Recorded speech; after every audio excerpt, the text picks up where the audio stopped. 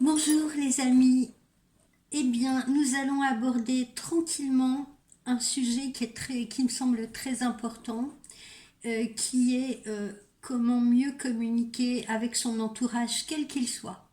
Ça peut être ses voisins, ça peut être ses amis, ça peut être sa famille, ça peut être ses collègues de travail. Voilà, nous allons nous concentrer sur comment mieux communiquer avec son entourage. Alors bientôt, ne vous inquiétez pas, je ferai des vidéos euh, où vous me verrez. Pour le moment, j'aimerais qu'on se concentre vraiment parce que je me rends compte que euh, parmi mes clientes, c'est pareil, quand je réponds à leurs messages ou quoi, elles sont tellement, encore une fois, dans la précipitation, tellement focalisées sur leurs problèmes, qu'elles ne lisent pas, elles ne prennent pas la peine de lire, elles ne prennent pas la peine de comprendre.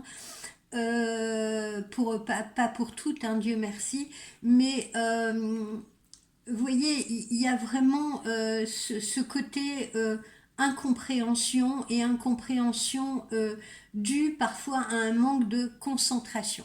Donc là, vous allez observer justement la flamme de cette bougie et vous allez, je vous le demande, s'il vous plaît, être attentif à ce que je vais vous expliquer et également aux exemples que je vais utiliser.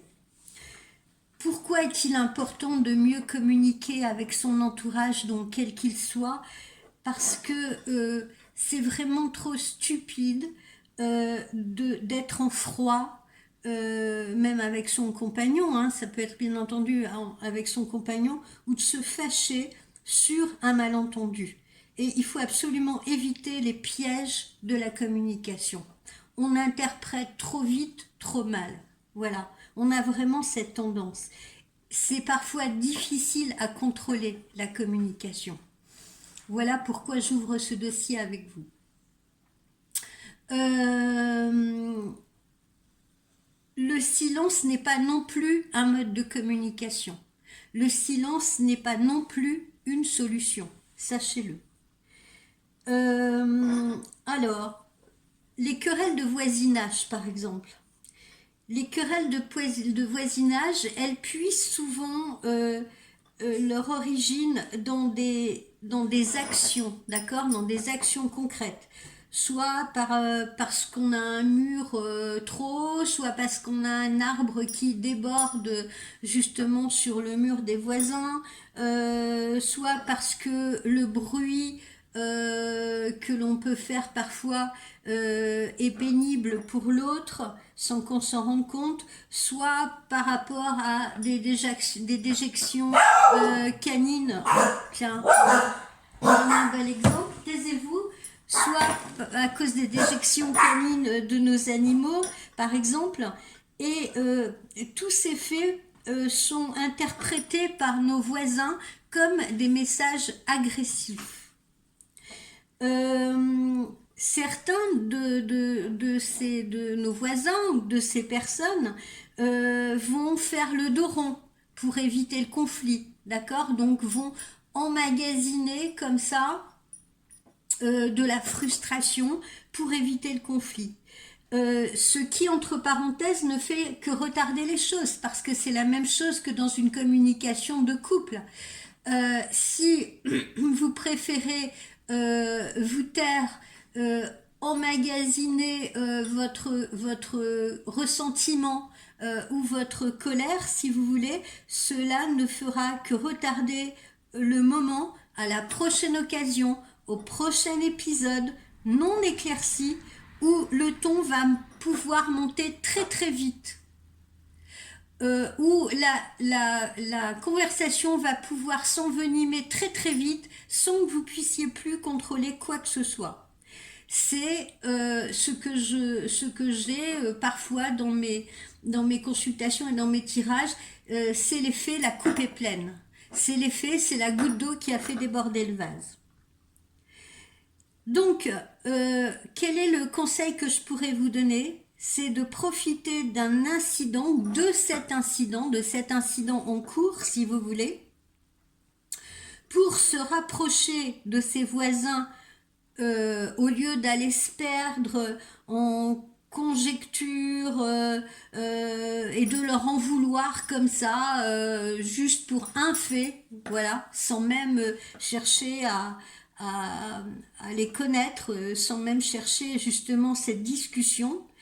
Euh, et la façon d'aborder les gens, ça peut être parfois de détourner les choses, d'accord? On en veut à son voisin. Allez, par exemple, on en veut à son voisin parce que, j'en sais rien, son chien a fait une déjection devant notre porte, d'accord?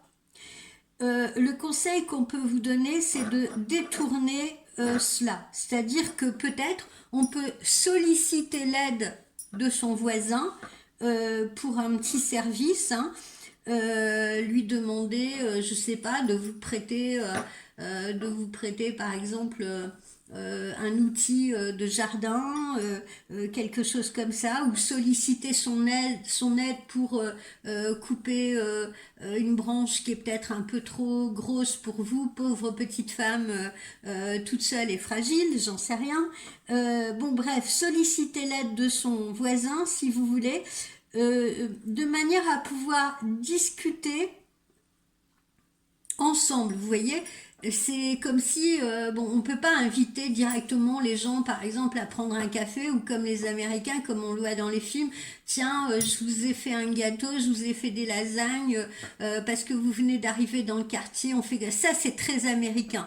Moi qui ai vécu au Canada, c'est très très dans la culture anglophone et américaine, si vous voulez, justement d'accueillir ses voisins, ça paraît pas du tout original d'aller leur apporter un gâteau de bienvenue, d'aller leur apporter un plat qu'on a confectionné, etc. pour leur souhaiter la bienvenue dans le quartier. Je l'ai moi-même vécu.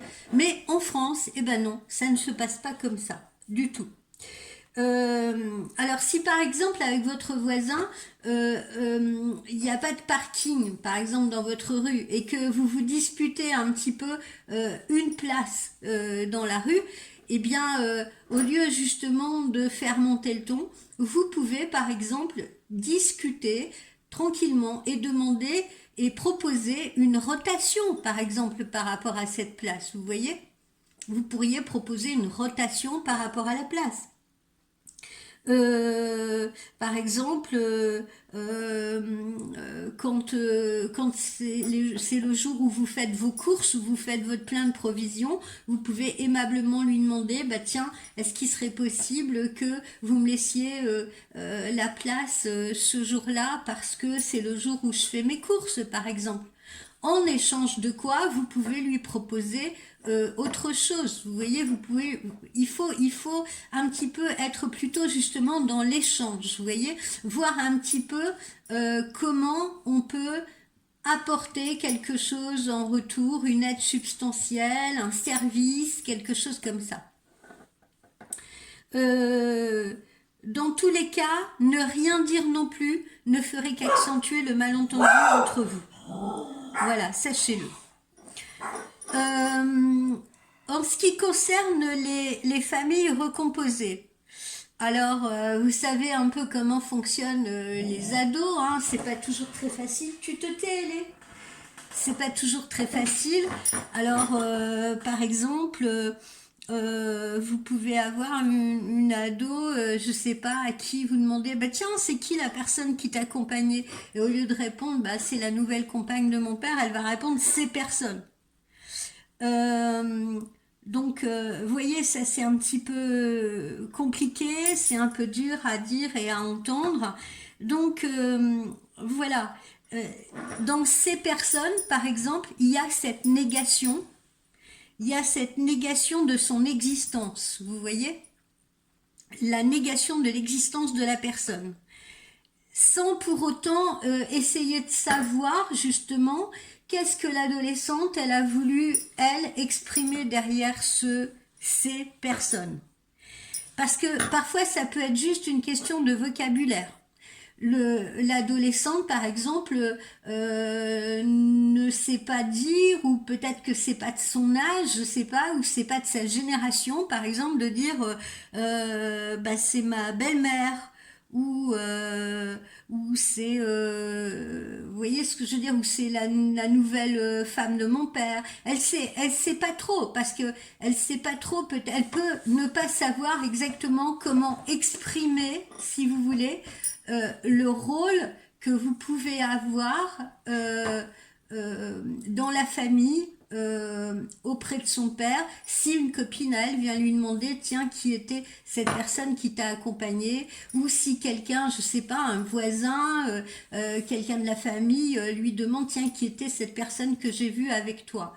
Voilà. Alors il faut pas en vouloir directement à cette jeune personne si elle répond bah c'est personne, c'est parce que peut-être qu'elle n'a pas les mots pour l'exprimer, tout simplement.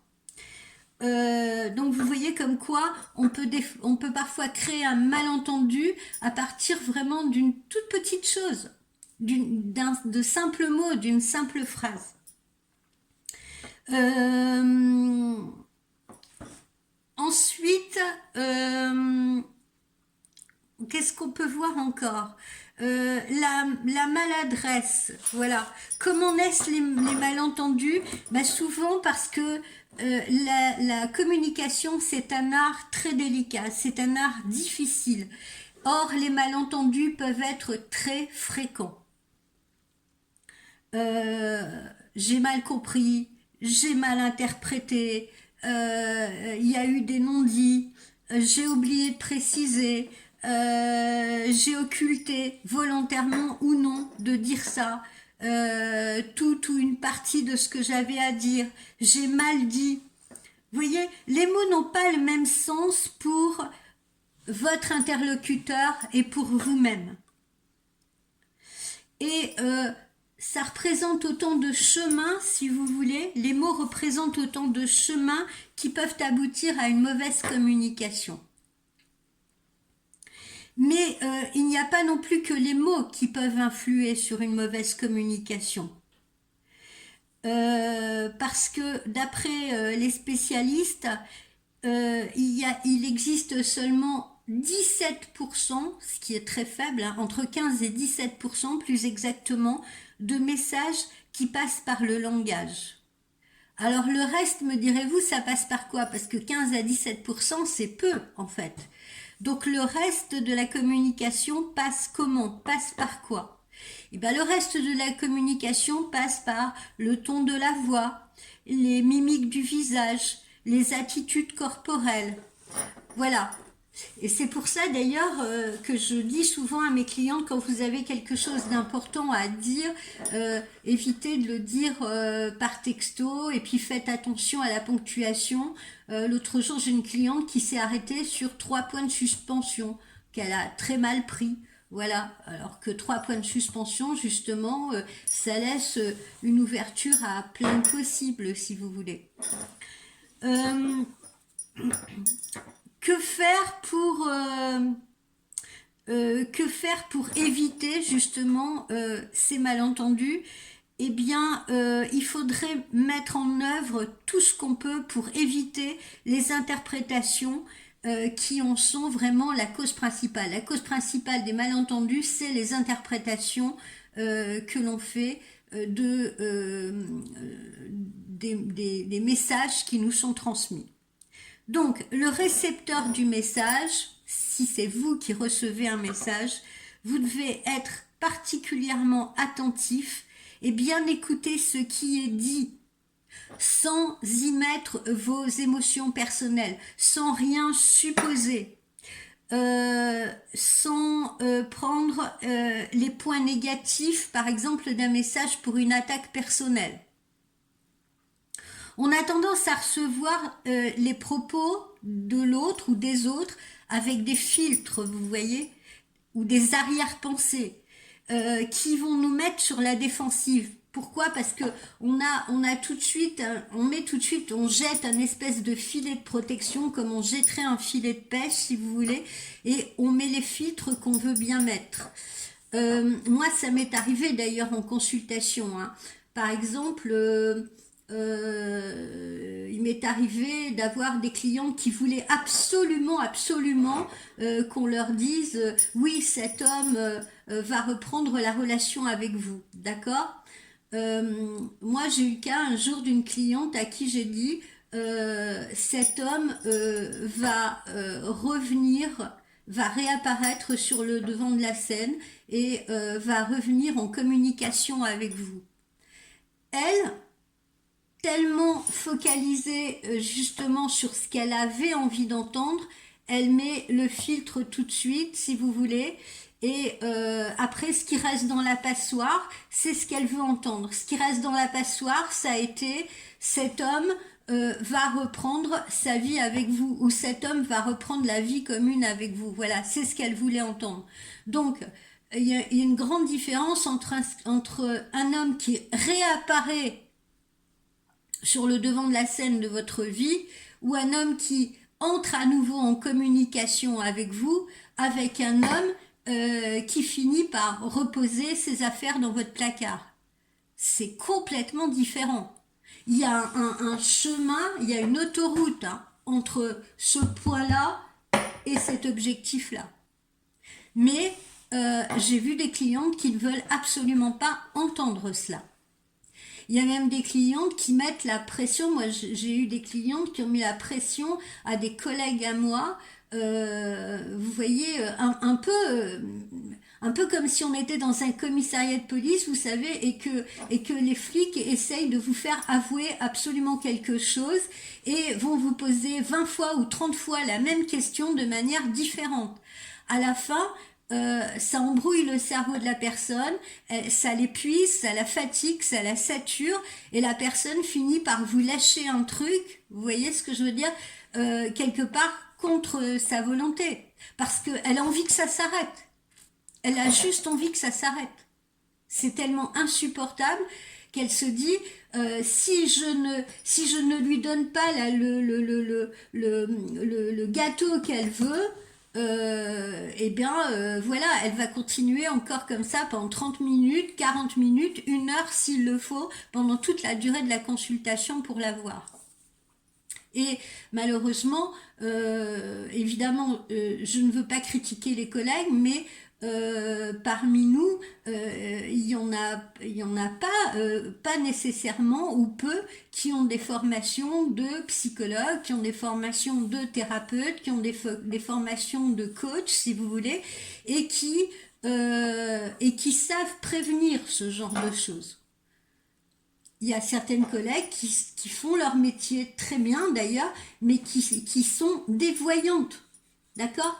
Qui sont des voyantes, ce ne sont pas des thérapeutes, ce ne sont pas des psychologues, ce ne sont pas des psychiatres. Et un point sur lequel d'ailleurs un jour je reviendrai, c'est que la plupart des clientes aussi maintenant se servent d'une consultation de voyance parce qu'elles ont envie de se confier, parce qu'elles ont envie de discuter, parce qu'elles ont envie de confesser des choses, ou elles ont envie d'être rassurées, etc. Mais elles oublient que ça, basiquement, ce n'est pas le travail de la voyante. Le travail de la voyante, c'est de prédire des événements et point barre. Son travail devrait s'arrêter là et de guider, si vous voulez, les personnes pour les aider à appréhender ces situations. Mais on ne peut pas non plus leur demander d'être assistante sociale, coach, psychologue, psychiatre et psychanalyste.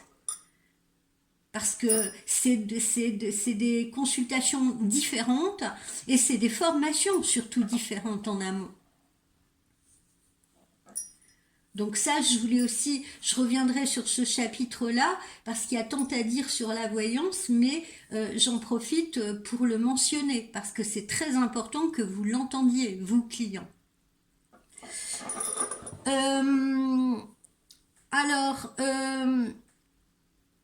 Je ne sais plus où j'en étais.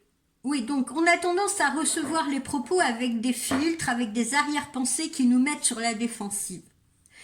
Par exemple, on ne tient pas toujours compte des différences culturelles également dans le langage avec un interlocuteur. Donc avant de croire que votre interlocuteur est sans gêne, mal élevé, mal poli, calculateur ou mal intentionné, faites également très attention.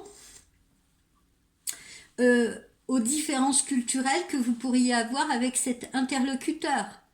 D'accord?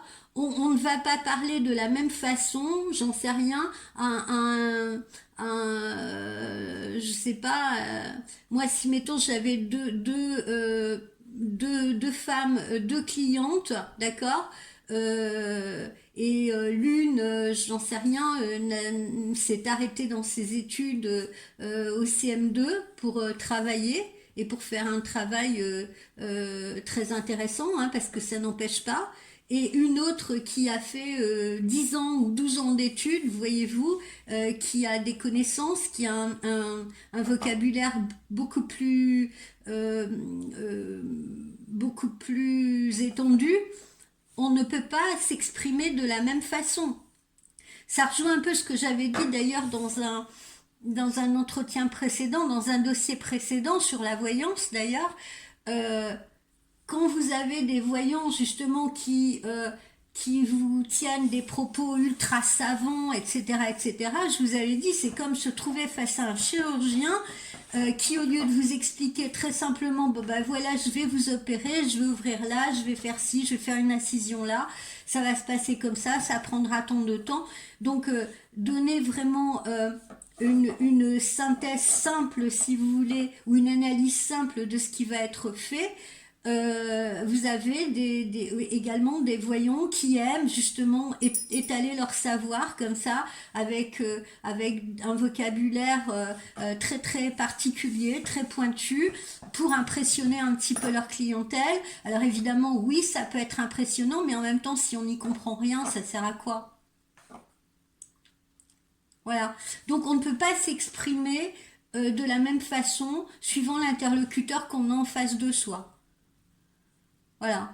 Si je parle à une américaine qui connaît trois ou quatre mots de français, qui vient de débarquer en France depuis quelques mois, je vais pas m'adresser à elle de la même façon qu'à une prof de lettres, je veux dire, qui a X années de français derrière elle. Donc pensez à vous adapter également à l'interlocuteur que vous avez en face de vous.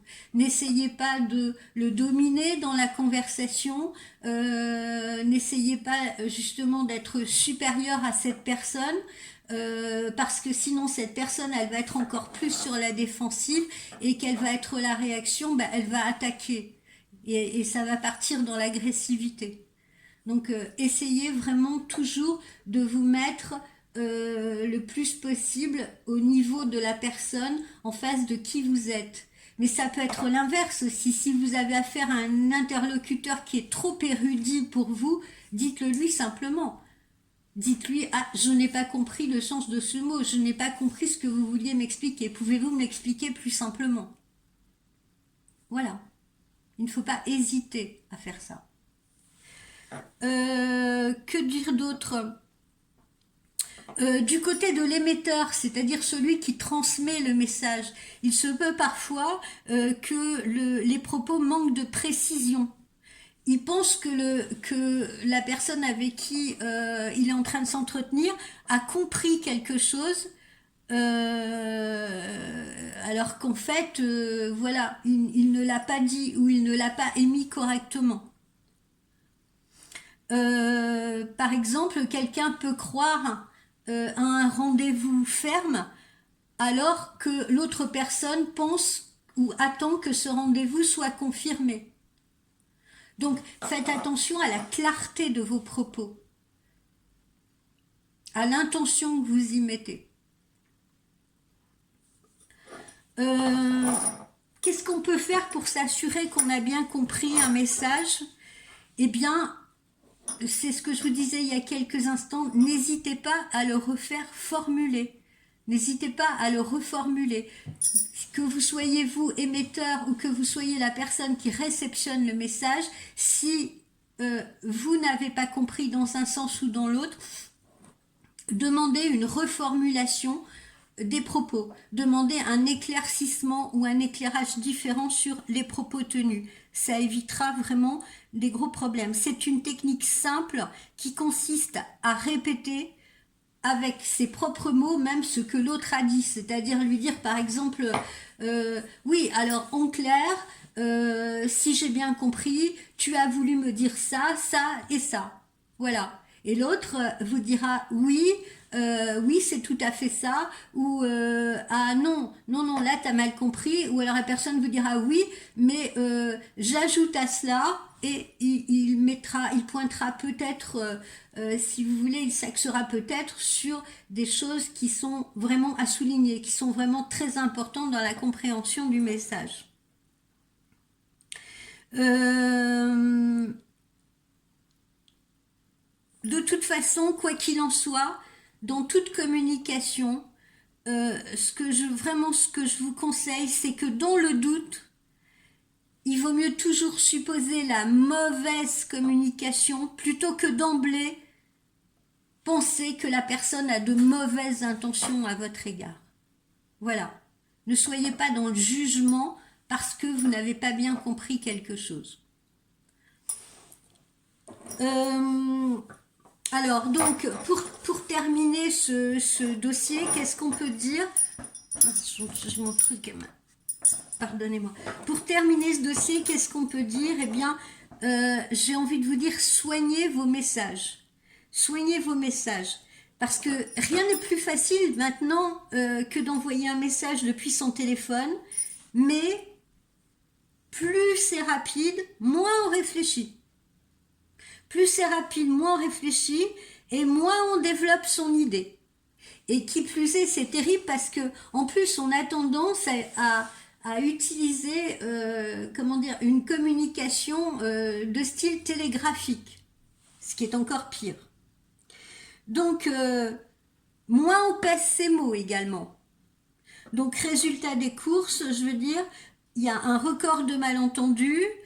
Il y a une absence d'intonation puisque quand vous chattez avec quelqu'un ou quand vous envoyez des textos, la personne n'entend pas l'intention que vous voulez y mettre ni l'intonation de votre voix, d'accord? Donc il faut tenir compte aussi de l'absence d'intonation qui par exemple pourrait souligner l'humour, hein. Peut-être que vous êtes en train de dire quelque chose en souriant, et que la personne qui va recevoir le message va percevoir une intention négative et va le prendre très mal.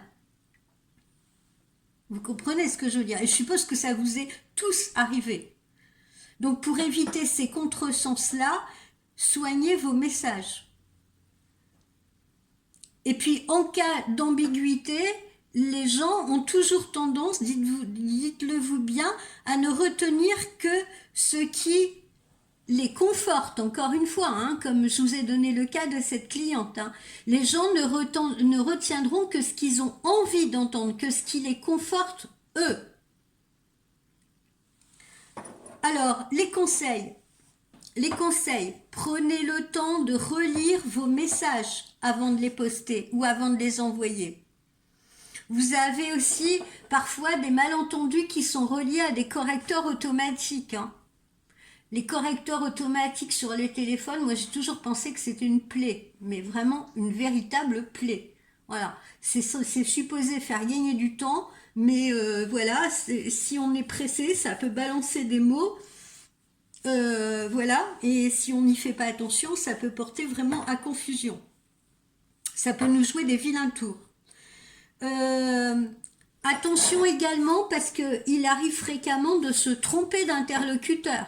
Quand on a 4-5 fenêtres de chat, de messenger ouvertes, quand on tient 4 ou 5 comment dire, communications en même temps sur un téléphone, faites attention à ne pas vous tromper d'interlocuteur. Prenez le temps de vérifier votre interlocuteur parce que ça aussi, ça peut vous jouer de vilain tour.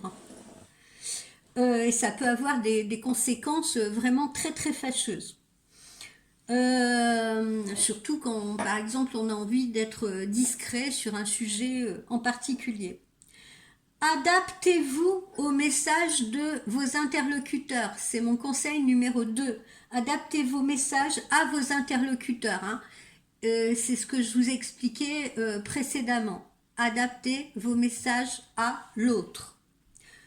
Pour renforcer la connexion, il est prouvé que nous avons tendance à nous sentir en affinité avec les personnes qui agissent comme nous.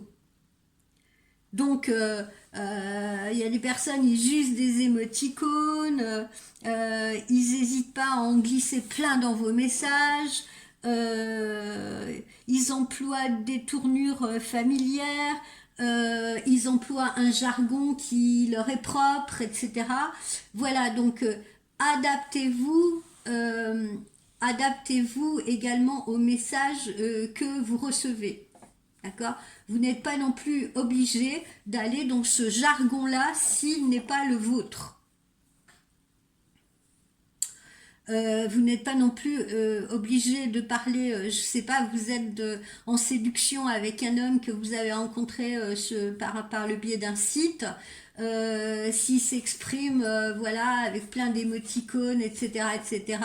Bon, vous n'êtes pas obligé de répliquer de la même façon, mais en tout cas, si cet homme est important pour vous, avec vos propres mots, essayez en revanche de sentir le ton de ces messages pour y répondre également sur un ton qui peut être par exemple enjoué, drôle, etc. Voilà, si cette personne justement est drôle avec vous. Voilà.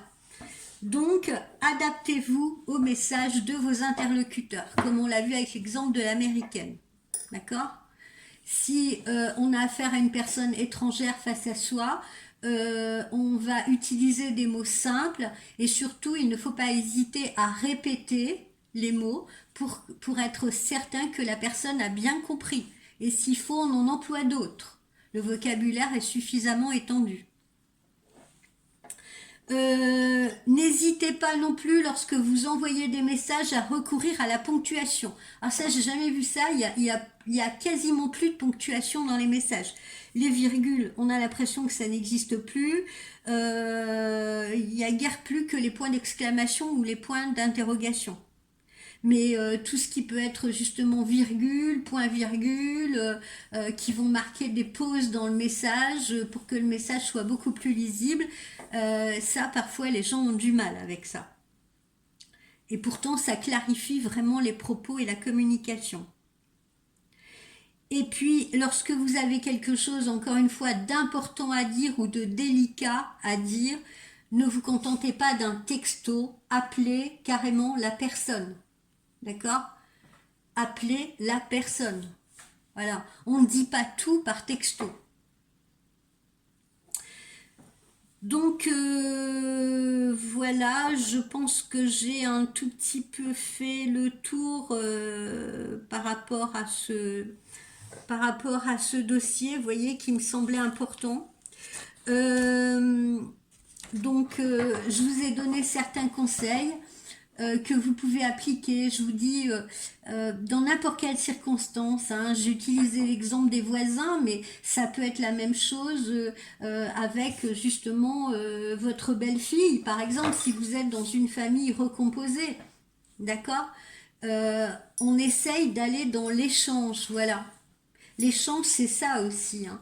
L'échange, c'est ça. Si vous sentez que vous avez affaire, par exemple, à des jeunes ados qui ont un jargon bien particulier, qui ont une façon de s'exprimer très particulière, eh bien, allez plutôt dans l'échange avec eux. Voilà.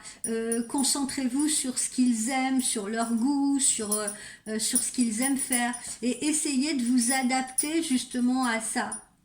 Essayez d'aller à leur rencontre à travers ça. C'est une autre forme de communication. Idem, comme on l'a vu, avec un homme qui vous séduit ou que vous trouvez séduisant. Voilà. Alors, c'est pareil, hein, je vous dis, c'est pas... voilà, si vous sentez que la personne, mettons, dépasse les bornes dans ses propos, que ça ne vous convient pas, voilà, vous lui faites remarquer poliment, vous n'êtes pas obligé de le jeter comme un malpropre, etc., parce qu'il vous a dit quelque chose qui était déplacé, mais en revanche, vous lui rendez service peut-être pour la personne suivante ou la personne qui vous suivra à lui dire, écoute, je trouve que tes propos sont déplacés ou ce n'est pas approprié. Voilà. et je préfère couper court à la conversation. Et maintenant, je vous dis, si vous avez affaire à quelqu'un qui, j'en sais rien, qui est un geek, hein, qui a l'habitude de d'écrire en style télégraphique, de mettre des émoticônes, de je ne sais pas, et que vous n'en êtes pas une, eh bien, vous essayez de vous adapter, vous lui demandez des explications. N'ayez pas honte, voilà. N'ayez pas honte. S'il y a des locutions que vous ne comprenez pas, eh bien, vous le demandez de la même façon. Et puis, donc, avec les collaborateurs, avec tout ce qui est travail professionnel, je vous dis, faites surtout très attention parce que souvent, je l'ai vu aussi hein, au fil de mes consultations, ça peut arriver que justement on envoie un message en copie, si vous voulez, sans faire attention à un autre collaborateur ou à une autre collègue, alors que ça ne faisait pas partie de l'attention initiale. Justement, on voulait par exemple être discret par rapport à cette personne-là, et malheureusement, pam, on le met en copie.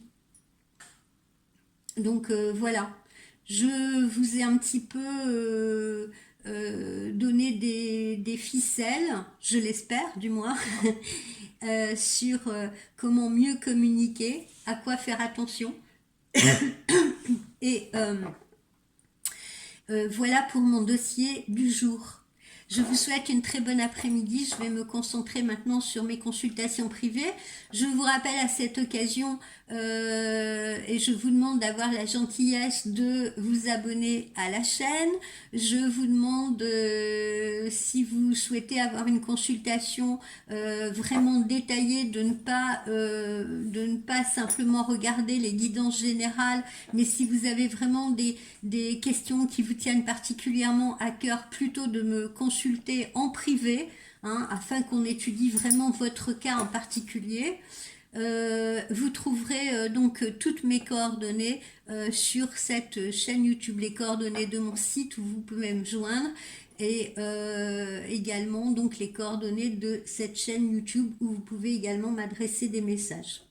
Voilà, je remercie toutes les personnes qui me suivent avec intérêt, toutes les personnes qui me suivent, qui font preuve vraiment d'une gentillesse incroyable. Voilà, et je vous souhaite le meilleur à chacune et à chacun d'entre vous. Et j'espère toujours pouvoir vous guider au mieux face aux situations que vous rencontrez, sachez-le. Voilà. Et j'y mets vraiment toute ma sincérité. Je vous souhaite une bonne après-midi. Bye bye.